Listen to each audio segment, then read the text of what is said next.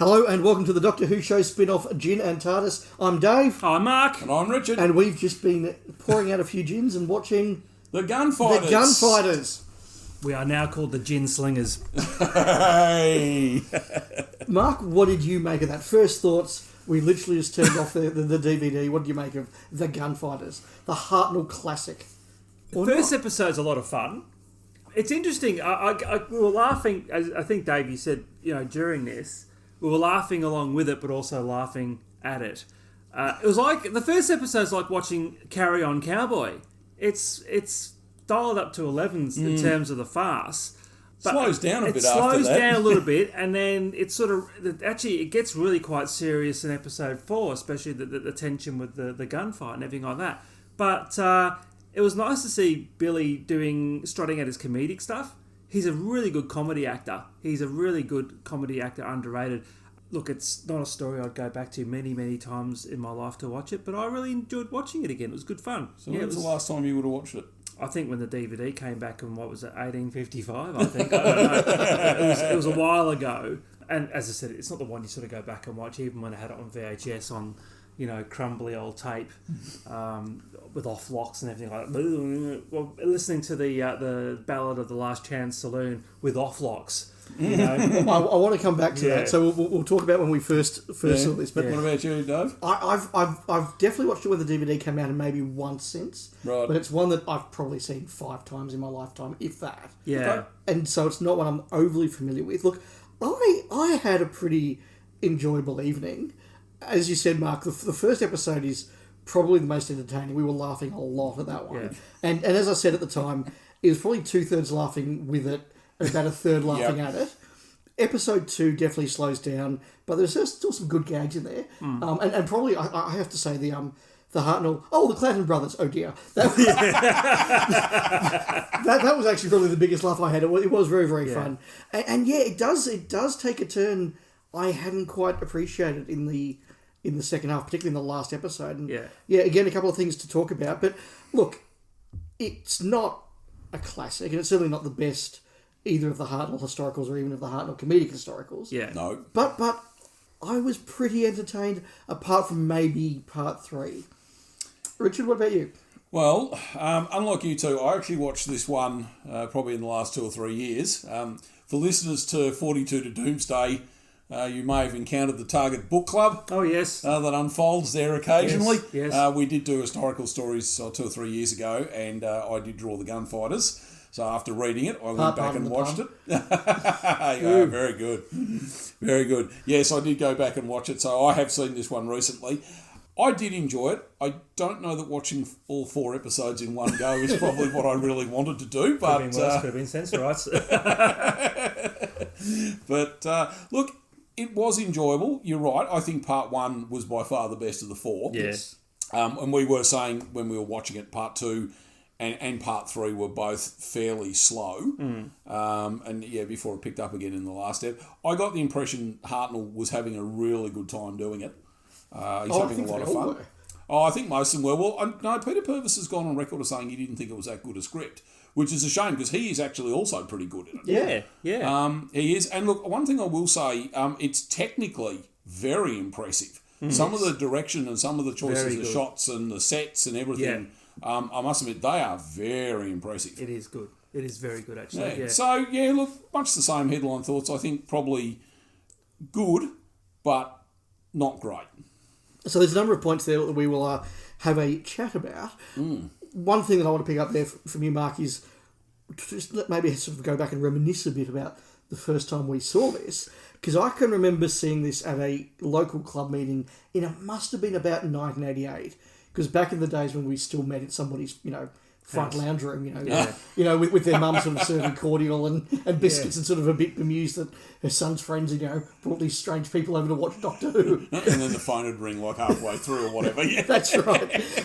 But I remember going along to one of these meetings and being shoved in a particularly small front room and them putting on the Gunfighters. And this was a multi-gen copy of the Gunfighter. Like, we're talking 1988. Yeah. So it's a multi-gen VHS copy.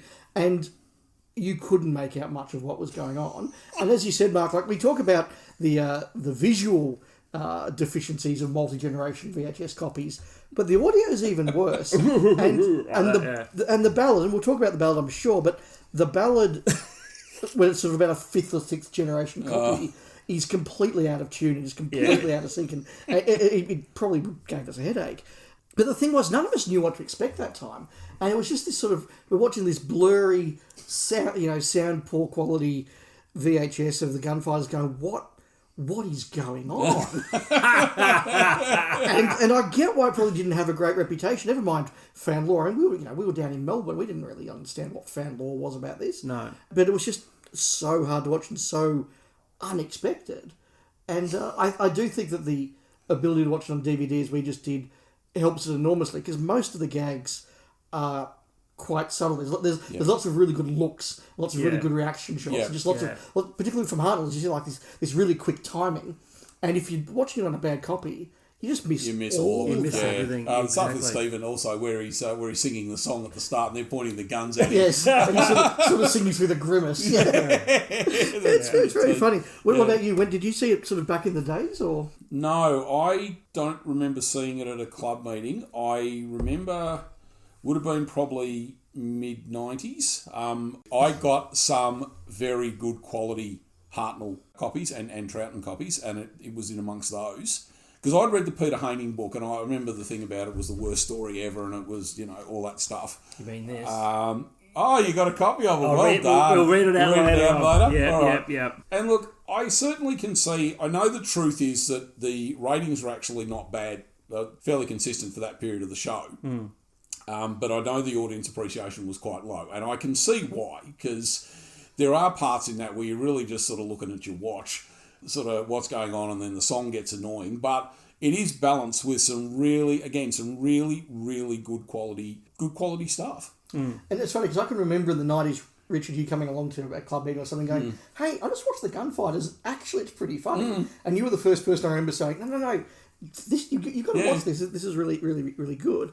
But the other thing, just from an audience point of view, in 1966 or whatever it was when this went out, I was really taken just by the strangeness of, particularly like you watch part one and it's funny, you're having a laugh. All these British actors are like, wow, we're in a western, let's just go for it. And they're really sort of, some of them are going for a bit too much perhaps. But you sort of got that, you got all the gags, you got Stephen singing, and then you sort of got the Doctor walking towards you, you have the cliffhanger, and the song plays out, and you're just in this really sort of western, and then it's like dom da dom dom. It's just so we just go, this is this 60s sci-fi thing. You just go, this is not appropriate to what we've just watched at all. No. Well, doing a western is probably, because let's be honest, that's a very American genre. This story, I think, owes far more to movies like High Noon, or even those TV series. And I'm sort of probably just old enough to remember a lot of those American western shows being repeated. Well, F Troop, there is F Troop. But there was a Wyatt Earp series and a Bat Masterton series, and there was a Rifleman and the Cheyenne Kid, and even stuff like Bonanza. Yes, Bonanza. As I said, the Gene Autry show and whatever, I remember some of those being repeated. And it is an unusual thing probably for a British series to do. But this owes far more to those, or, old Fess Parker as Daniel Boone, probably, than it does to any sort of historical... it isn't really historical in some ways, because it is so far removed from what actually happened. No, it's more hysterical historical, isn't it? Or horrible histories. Yes. Do you remember the first time you saw it, Mark? No. I'll be honest with you. I think I had a copy, but I don't think I watched it. Half an hour ago. No. About half an hour ago. I think I remember watching it. I had a copy of it, and I don't think I actually remember going and watching it. But I do remember UK TV had their repeats of it, and I got a copy of that. And I might have watched it. As late as that? Yeah, I think so. Really? And then when the VHS came out, I watched it again. Right. And like you, Dave, I think I probably count 5 times the times I've watched it. Well, I didn't even bother buying the VHS, because by the time they got to the VHS of the Gunfighters, the DVD range had started. Yeah. And I was sort of like, well, it's going to get there eventually. I'm not paying $30 to buy this just to have it on DVD. Yeah. I thought sooner that it was going to come out, but it was right at the edge of the DVD range as well. Yeah. It's funny watching it, because I can't help but compare it to, and this is a fan trope, the trio of Hartnell comedy historicals. And I don't think it quite stands up as well as the others. I will say it is a lot funnier than I remember, particularly in the first probably 2 episodes. And we were having some pretty good laughs. And look, part of that's down to the gin, which I noticed we got through particularly quickly. We did excellent tonight. Yeah, we did. Yeah, the bottles are in the boot. So I think we were obviously having a good time enjoying it and throwing back the gin. But it is funnier than I remember. And I think it does stand up. At least the first episode or 2 stands up with stuff like the Romans and the Mythmakers. Yep. Where it falls down is that if you take the gags out of the Romans, and there's some very good gags in the Romans, but you take gags out of the Romans, you still have a really solid story. You've got Ian and Barbara being abducted by the slave traders, and he goes becoming the gladiator. The Doctor and Vicky go and meet Nero, and there's all the different plots, and ends with the Great Fire of Rome and all the rest of it. Take the comedy out, there's still a solid story. Yeah. The Mythmakers, there's a bit of sort of pissing around on the desert for a couple of episodes, but there's still a story, and you know it's building towards the sacking of Troy. I've been to Troy. I've been to Rome too. Yeah. Haven't been to Tombstone. I've been to Paradise, but I've never been to Mecca. I have been to Rome as well, actually. Yeah. But but I did think of going to Tombstone the last time I was sort of doing a road trip through that part of the US. But it is literally in the middle of nowhere. You know, you have to turn off the freeway, drive about 7 hours, get to Tombstone, and go, oh, this is Tombstone. Presumably, and then drive another 7 hours back to the... You can't even sort of like pass through it on the way somewhere else. And he's literally just at the end of the road before we get to the border. So when he's driving in the Tombstone, the ballad of the last chapter, he's playing with a tannoy speaker, and he just basically turns the car around. I'm off. But to get back to what I was saying, you take the gags out of this one, there actually isn't a lot of story there, apart from part 4. And that's the other thing that I think is an interesting parallel, because the Mythmakers is sort of famous for being Hartnell and Odysseus and everything sort of, you know, being incredibly witty at each other for 3 episodes. And then it just becomes this sort of horrible, bloody massacre in part 4. Like, it takes a massive turn. And this one kind of did it the same, more than I expected. And we sort of said there, like, having said that part 2 was a bit weaker and part 3 was definitely the weakest, we got to part 4 and we're actually sort of sitting there going, this is actually getting quite tense. You know, the gunfight, the build up to it is actually really well done. And it did remind me of that Mythmakers thing of, okay, we've had the gags now, we're actually going to do something serious, but there just wasn't enough of that. It's the same writer too, isn't it? Cotton. Well, exactly, yeah. So, And that was, that story, was that the second story of Innes Lloyd's run? I know it was the last one commissioned by Wiles and Donald Todd before they left. Right. Because I think, again, because John Wiles had that thing, he was complaining about the stories that he'd been sort of committed to having to do when Verity Lambert left. Yeah. Innes Lloyd was much the same, that there were these, you know, these couple of stories that he had to do because they'd already been commissioned and you know, they'd already pre-production had been done. I mean, it isn't that period where they're just like churning through changes of producer, script editor. Yeah. They really don't settle till they get to the Innes Lloyd, Peter Bryant relationship. I wonder if it would have been much different if John Wiles and Donald Tosh were still there. Like, the tone of it, like, it would have been maybe more Mythmakers-like. In terms of that sort of seriousness, maybe, or because I don't know. But as Dave said, I don't know. There's enough story there really to sort of, and I kind of got the impression that's why the ballad's in there really. Oh God! To try. Well, we were saying during the thing, it kind of felt like 3 parts that's just sort of had all these other little bits dropped in. Just to try and push the length out a bit. Yeah, and the ballad gives half the bloody story away before it even happens. Like, be quiet, Linda. Stop singing. I don't know that it necessarily would have been different. I think that the reality is, as you said, Richard, like the US Western was a big part of not British culture, but like British entertainment at the time. Oh, for sure. You know, you pay your tuppence, whatever it was, and go see the... Go and see a Western. And a lot of those Western TV series would have made their way onto ITV by that point. So I really get the sense that once they've said, hey, everyone, we're doing a Western, everyone's sort of like, cast crew has just gone, yippee, this is going to be fun, and just sort of throw themselves into it. Now, we said while we were watching it, the sets look fantastic. And then when the credits roll at the end of part 1, it's Barry Newbury. Barry Newbury. Fantastic, yeah. And they put real effort into making it look They good. have. I must admit, that opening shot, okay, yeah, look, it's pretty obviously... When you watch it on a big TV, it's very obviously a studio with a big cyclorama at the back. Yeah, and there's even some shots in episode 4 you can see the back of the cyclorama, like the top of the cyclorama, But, you know, they've built a set, like both sides of a Western street, that you can ride horses through. And they do make a point, in each episode of having a horse riding through the town, so you actually get the impression it is a real location. And it's a real horse. Yes, and It's not the lurker coming through. Well, they just had an elephant in the story. Yes, stories well, before, Exactly. so- So they're very big on the old animals, aren't they? Let's keep talking about that, because we all said by about halfway through part one, like, this looks fantastic. Yeah. But the direction's fantastic as well. It And is. there's the shots through the cartwheel. Yep. There's the shots sort of down looking down the stairs. Yeah. They're regularly moving the camera around Yep. in a way that must have been, to choreograph those camera movements on a 1966 BBC camera, that would have been an extraordinary effort. And I said to you guys halfway through, like, who the hell directed this? Rex Tucker. Rex Tucker, Doctor Who's first producer. Yeah, unofficially. for about, For about I don't know, 3 an weeks, hour or wasn't it? something till Yeah, they yeah, dug up Verity Lambert. Yeah. Yeah, so seeing this on DVD, I thought just cleaned up. There was a lot in the production that really impressed me.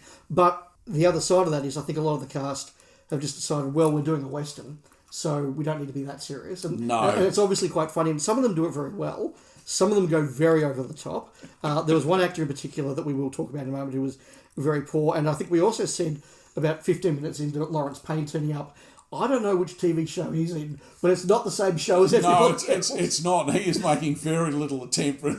I think to be in sync. I think he's actually thinking he's in the Two Doctors then.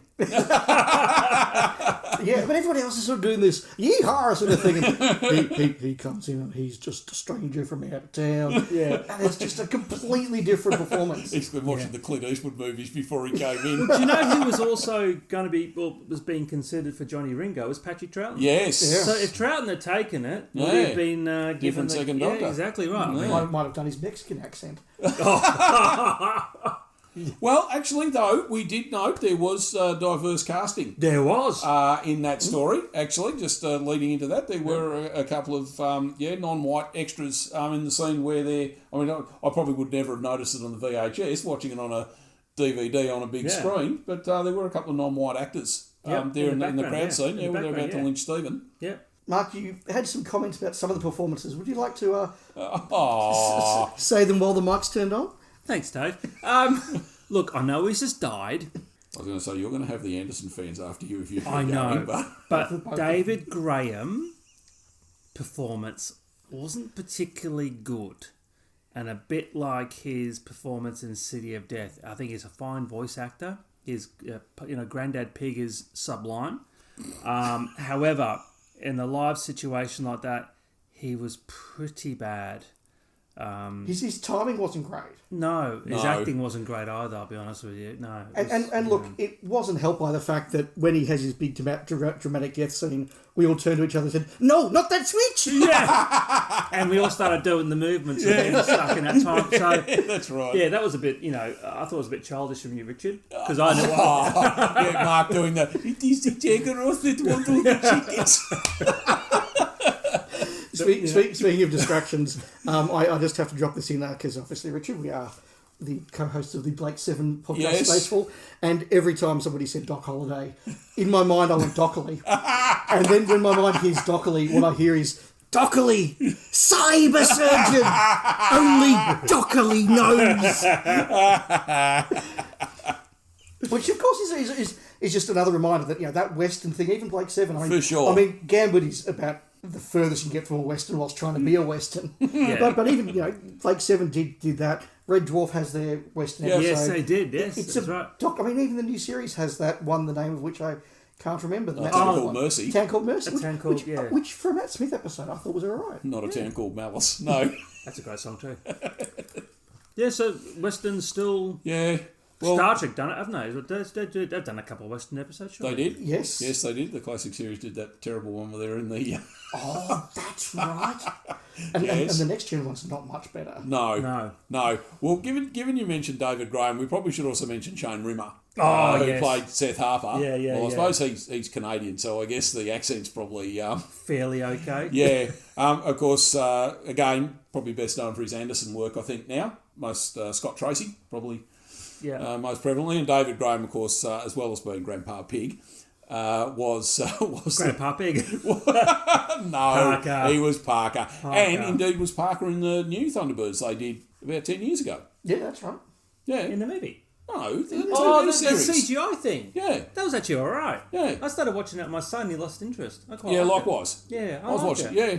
He was. It's still going? Yeah, No. That Thunderbird series where all these middle-aged men said, "Oh, my son's going to enjoy that," and as the sun drifts off, they just keep watching. Yeah, it. that's exactly right. No, some of that wasn't all CGI. Some of that was models. Wow. There you go. Anyway, We digress yet again. Well, welcome to the Jerry Anderson podcast on. FAB. Now, Richard, before you go on to your segment, which is very well researched there on your dot matrix printout, You mentioned before a review. Oh, Peter Haining. Yes. Now I dug it out, the review, because I just knew this might have come up. Go on. So I'm going to read it out for the benefit of benefit of the tape. Benefit of the tape. I'm going to read it out. This is evidence. So this is from the Doctor Who: A Celebration, published in 1983. At the end of the publication, Jeremy J. Bentham did a story review of each of the stories up to that point. And his Gunfighters one was quite infamous at the time. Mm-hmm. So I'm just going to read it out to you now, and you can just have a listen to it. Okay? The Gunfighters, Serial Z, by Donald Cotton, director, I Want Your Rex Tucker. If ever reviewers feel tempted to pour scorn on the attempts by America to emulate British costume drama, a good lesson in humility could be learned from studying this serial as a demonstration of how the British cannot do westerns. It was billed as a show about the gunfight at the OK Corral, but it was more like the massacre of the OK Corral.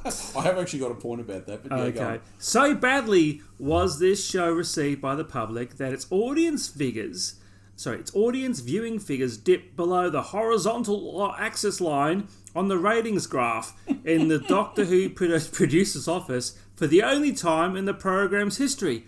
Wait till you get to season 26, son. All right, so what made this serial so poor is the cumulative effect of so many bad points, which on their own would have been forgiven in most other stories. The script was pure Talbot Rothwell. The acting was not even bad vaudeville, and the direction was more West Ham than West Coast. Very clever. Oh, that's harsh. It was not good. It was bad, and it was ugly. It was certainly the story that decided in the mind of new producer Innes Lloyd that the time had come to rethink the policy of using historical stories in Doctor Who's framework. So he did The Smugglers and then The Highlanders. Yes. Based on the success of that. Take that. So that was wrong. The ratings thing was wrong. Yeah. The direction was certainly wrong. Yeah. That was fantastic. That was It great was. direction. Really It good was direction. very well directed. I did want to make the point about the massacre at the end, and that's probably the bit in some ways that owes the most, I think, to the kids serial TV shows and the movies, like just the never-ending hail of bullets from the guns that don't ever seem to be reloaded. Yes. And fanning the and fanning the trigger. But you notice at the end when poor old Clanton's sitting at the top there and he's out of bullets, they just execute him. There's no attempt of we're going to take you in or we're going to do anything. No, they just gun him down. No, well, and he's not the only one. I mean, again, we've had this very sort of light-hearted story with lots of funny moments, and even when Doc Holliday kills Ringo, Ringo's basically lying there unarmed. He just takes his time and very casually just sort of shoots him. Pops him, Ringo goes, "What did I do?" Yeah, I mean, look, we did mention at the top about the historical inaccuracies, and we won't go through them all here, but there are plenty. Well, it's up there with Nero being about twice the age that Nero got to in the Romans. Or Chameleon and the Master having their hands on the Magna Carta, Yeah, so I will just say a blanket, it has only a nodding acquaintance, I think, with the effect, with what really happened in Tombstone. But Sure, but let's be honest, TV shows and movies that take liberties with the gunfight at the OK Corral are far more common than any of the thing that's actually reflective, which is appropriate because I suspect if they would actually dramatise what it was really like, it was only over about 30 seconds. It was fairly dull. Yeah, it was. Exactly right. Yeah, Bon Jovi comes on, sings Blaze of Glory, bang, bang, everybody's dead. While we're doing our fact-checking, Richard, do you have some of your background notes for us? I do have some of the background notes about how it was screened here in Australia. So it was screened here in early 1967, sort of January, February, depending on where you were. That's not too bad. It's 8 months later or something. Yeah, about that. About 8 months after the UK. Yeah, so we're still very much in that period where the tapes are being cycled and everything like that. It was first shown in Sydney, sort of early to mid-January, and at this point, Doctor Who is being shown Monday to Thursday nights at 6:30. So there you go. It's not a 70s thing. Most parts of the country. The Gunfighters was the end of a small run of Hartnells that started with the massacre around Christmas time in 66. And ended with massacre. Ended with a massacre. Well done. Boom, boom. Just for the record, Space Museum through to the Mythmakers had screened sort of October, November 66, again, depending on where you were. And that was followed with a run of season 1 and 2 Hartnell repeats, which for people who follow missing episodes were the final Australian screenings of Marco Polo, The Reign of Terror, and The Crusade. So we were getting repeats that the UK wasn't getting even back in the 60s. Yep.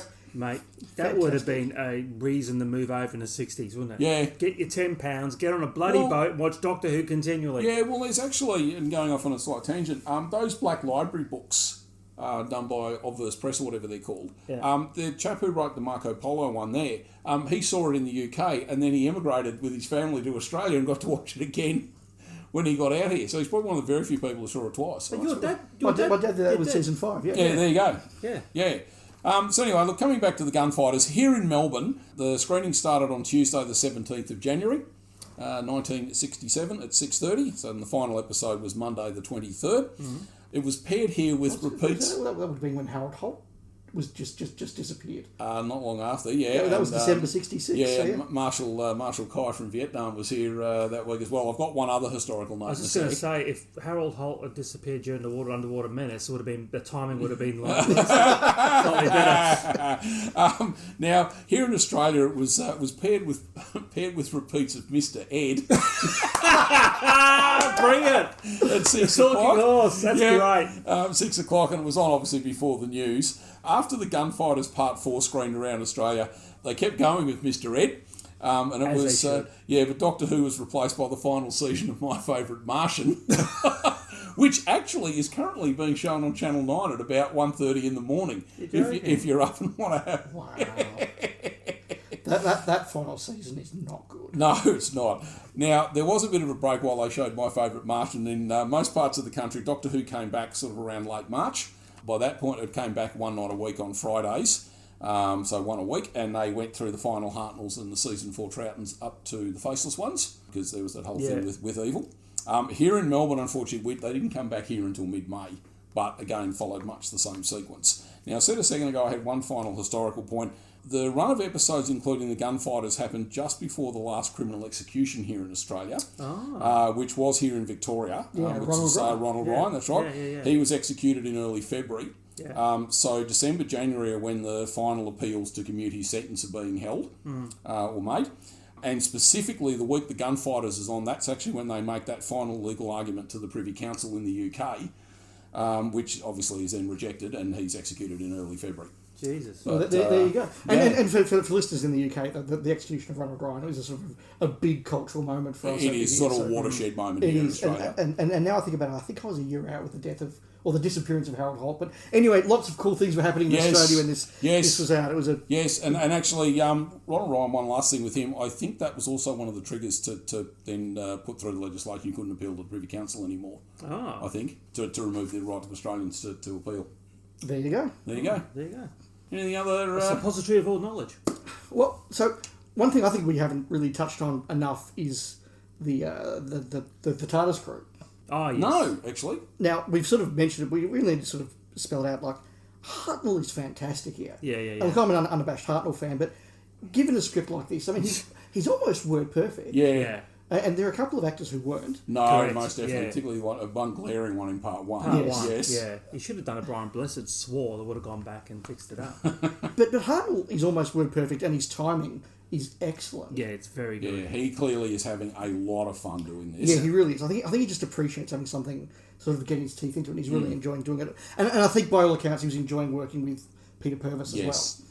And Peter Purvis, what do you guys think of Peter Purvis? I like him. Yeah. I did. And again, I know, as I said at the top of this, he has gone on record as saying this wasn't one of his favourite scripts. But as I said, I actually thought, again, he was really good in this. Wasn't as argumentative, was he? Like, because Stephen's quite an argumentative character all the time. Where He's mellowed a bit by this point. He's wearing his, Woody from Toy Story costume. Good folks don't know Jesse, does it? Yeah. And I thought he did a really good job. And I was going to say, mentioning Dodo, she probably isn't that as well served by the script, shall we say? No, when she gets moments to shine, she does them quite well. And I think all that stuff with Doc Holliday in part 3, where Doc Holliday sort of goes to the next town for part 3, just long enough to let the action move along, and then for no apparent reason moves back to Doomsday for part 4. That is some terribly obvious padding. But the scenes that Dodo gets with Doc Holliday, she's actually she's threatening with the gun. That was well done. That's Yeah, and I think it's just this thing that, most people hadn't seen a lot of Jackie Lane's performances at the time. The one that people probably had seen is the Celestial Toymaker, and she's not great in that one episode, that surviving episode. No. And the arc is probably also a weak one. I'm a big fan of the arc, but her performance in that is very varied. But by now, I think she's hit her stride, and she's actually quite good. Which is interesting, considering by this point they've already told her they're writing her out. So. Yeah, exactly. And we don't get to see the Savages. So no. How bad was that? You see next episode, Doctor Who and the Savages go, "Oh, can't wait for that," and we go, "Oh, damn, no, damn." So I guess we've probably been talking about this for a while. We got much in the way of closing thoughts. I will mention one. The DVD transfer actually, in some places, wasn't that good. There was a lot of phasing, and that particularly when they're in the exterior shots, or what were meant to be the exterior shots, they're moving around in the town.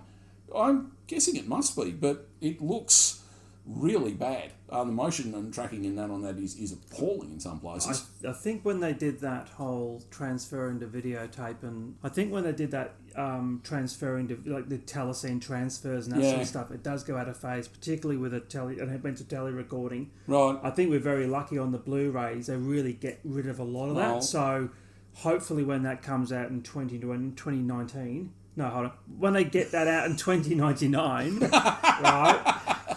It hopefully be a lot cleaner. I hope so, because it was probably, I think it was part 1 and part 4 where it was really obvious, and it was a lot of the stuff where they're moving around in on the town set. And also the reprises of part 2 and 3 were really bad quality. They've obviously done a fairly dodgy copy of the last episode. The last one. Just cut in. And part 4 has no reprise. No, that's exactly it. Yeah, I mean, it's also the one that Rex Tucker doesn't have his name on. Yeah, because didn't Innes Lloyd start hacking into he'd edited it, and then I think Innes Lloyd went back and insisted on a series of changes, and he was so unhappy he requested his name be taken off it. So and was never heard of again. No, he wasn't a happy chappy at all. No, and I suppose we should mention the other bit of trivia about this, which Anthony Jacobs, who played Dockley, his son was Matthew Jacobs, who went on to write the telly movie. Yeah. And was on set at the time. Yes, he was. Yes. Yeah.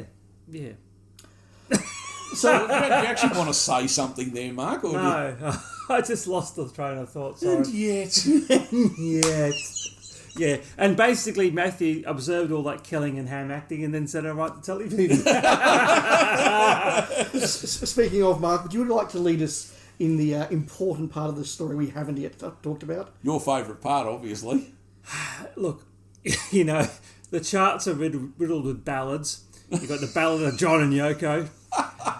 This certainly is not the ballad of John and Yoko, but of course the ballad of the Last Chance Saloon. Now, I always like the term less is more, and I really wish they used this less. They could have used like the music was fine, like some like Western style music and have that perfectly fine, but the ballad really slowed, like just made things go to a grinding halt. And when the time it came on, I think towards the end we're going, oh god, here we go. And that's the thing, sort of part 1, I've sort of gone, okay, I get this. It's setting the mood, it's doing sort of Western. And look, it's obviously very knowing as well, because there is that line as the Doctor gets to the TARDIS at the end, who says, "We've almost exhausted all of the American Western cliches," or something like that. So they clearly knew what they were doing. I think that was a very meta sort of line I think so. they would say now. But part 1, I was like, okay, I get what they're doing. And when it's just, as you said, Mark, that sort of that background, very general sort of, song. But when it starts to actually narrate the story, Charlie's been shot and now he's got in a shroud, and it's like they're really struggling a little bit. really Yeah, their struggling, characters yeah. are just sort of moving around in the background. Yeah. You know, that's because you obviously couldn't write them any dialogue or something. And even at the end of the episode, the song's playing. Like the live action's actually stopped. The song is still playing. It's a black, like this fade to black. Yeah. And all of a sudden, like you said, Dave, there's that awkward pause of, and then the Doctor Who theme kicks in. And it's for every episode. So really, like, you look at running time, it's probably lost maybe 3 or 4 minutes because it's got all this, no footage, but the song keeps going on. Yeah. And it's funny because the cliffhangers are very unusual for Doctor Who. The first two are really sort of, well, this is awkward moments. Yeah. And the third one is someone completely unimportant getting shot. Yeah. And then, as I say, we don't even get a reprise. So No. it's very different. And as an experiment, I think it's great we've got it. And look, the first episode and a half, we were just... I think we were genuinely We were impressed. laughing. Yeah, we were. It was having fun. Having a laugh. We were having a lot of fun. And I think the last episode we were actually quite impressed as well. Yeah. Unlike the Romans, unlike the Mythmaker, I don't think it carries its length. And that, I think, is very evident when you sit down and watch it all in one evening, even with a few gin and tonics.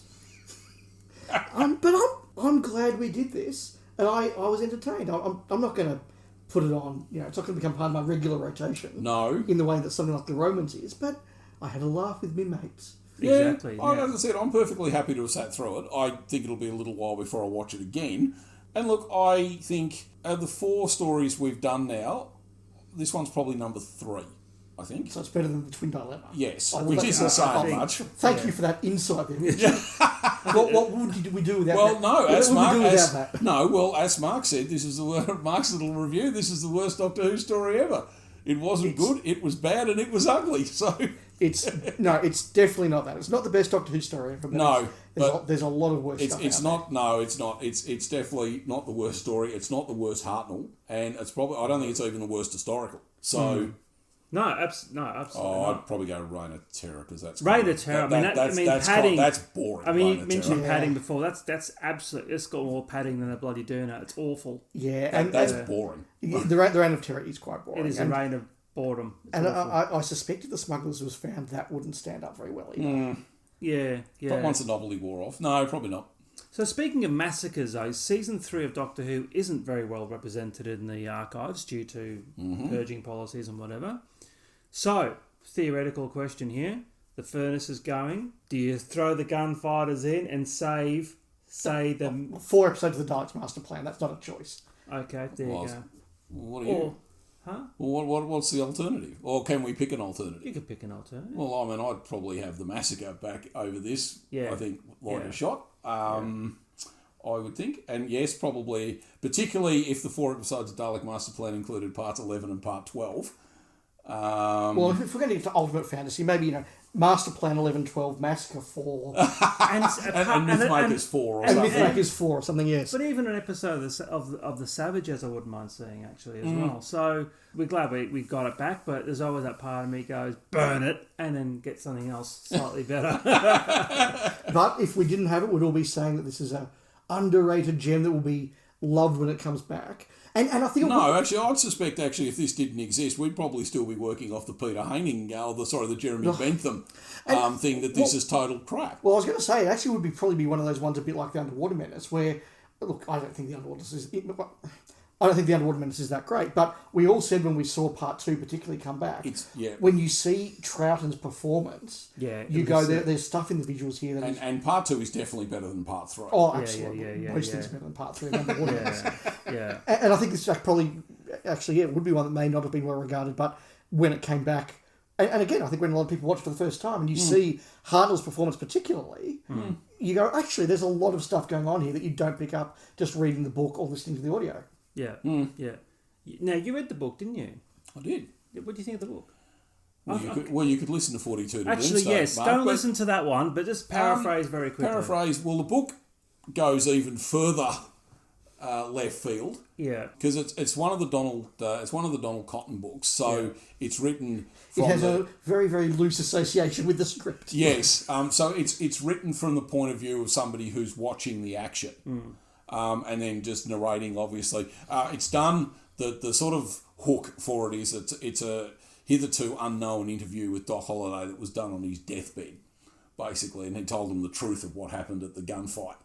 Now, the broad beats of the episode are basically the same, so all the historical inaccuracies and that are still in there. Yeah. So he hasn't taken the opportunity to fix any of that.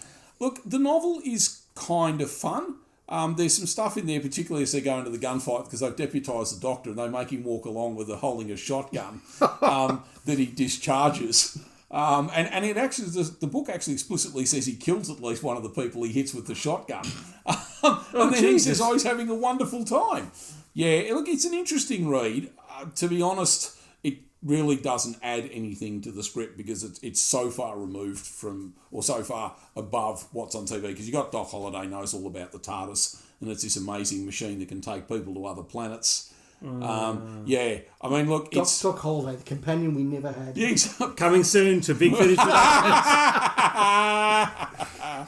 But the Adventures of Doc Holliday and Mr. Work. A three box set for 13 CD box set with it. He meets Mr. Work. They meet Strax. I was going to say, you got to work Strax in there somehow. Yeah, so the novel's an interesting read, but yeah, as I said, it so utterly embellishes the story that... One more thing, though, before I go. I just liked how Hartnell had to go... The first Doctor was in desperate need to find a dentist, and when he did have his tooth extracted, he was very brave. He didn't cry like the 15th Doctor. That's all I'm going to say. On that note, we'll probably wrap up our conversation about the Gunfighters. Now, we will be back hopefully soon, depending on when the season 25 Blu-ray gets to Australia and depending on when we all get back to the couch. Yep. We may do that next, or we may do a Davo story next. Yes. So we'll put the poll up for the Davo story so we're ready if that's what we do next. Yes. So we had a bit of a chat offline before we started, and we thought about what are the 4-part Davison stories that we haven't seen for a long time. We want to give it another look. So we put forward 4 to Doomsday.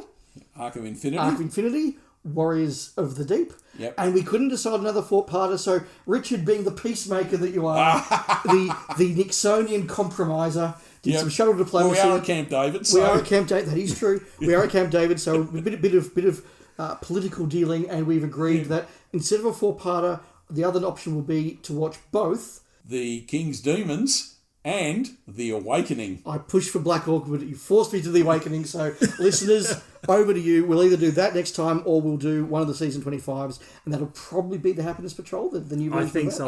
Quite probably. I'm actually quite keen to watch that. Yeah, probably. Yeah. Well, it won't be Remembrance of the Daleks. No, because we've seen that many times. And we're going to say... What are we going to say? It's great. That end. The end. That end. Well, thank you for listening. I hope you've enjoyed another episode of Gin and TARDIS with the lads here. The Doctor Who Show will be back at the end of this month with our deep dive into season 24. My condolences. Which I haven't watched for a very long time. And there's a reason for that. I'm going into the open mind, Richard. So the Doctor Who Show will be back with that at the end of the month, and we'll be back with Gin and TARDIS whenever we next get on the couch. Also, there is a 42 to Doomsday podcast coming out. It's all locked and loaded, ready to be released, but it's going through its final legals at the moment because the intro is a bit worrying and we don't want to lose our houses. But anyway, watch out for that in a week or two. Any hints? Yes. Rob has watched the latest series with Shooty Gatwa. No, his coffee table is completely destroyed. No, it's actually a chat with... We've got Aaron back on to talk about the merchandising for the new series, the missed opportunities, and also just some high-level analysis, what those guys thought.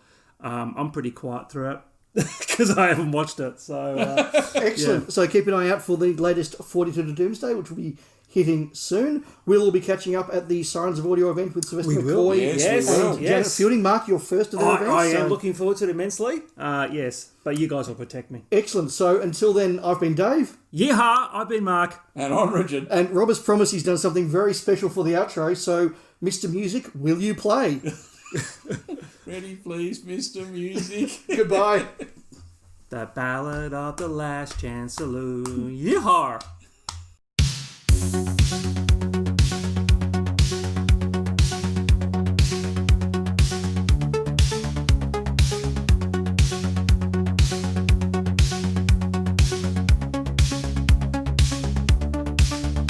So fill up your glasses and join in the song. The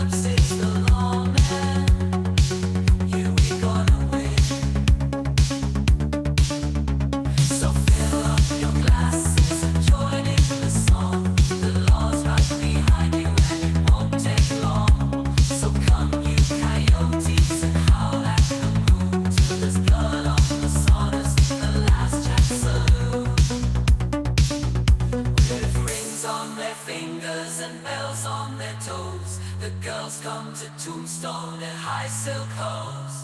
They'll dance on the tables or sing you a tune for whatever's in your wallet at the last chance saloon. It's your last chance saloon.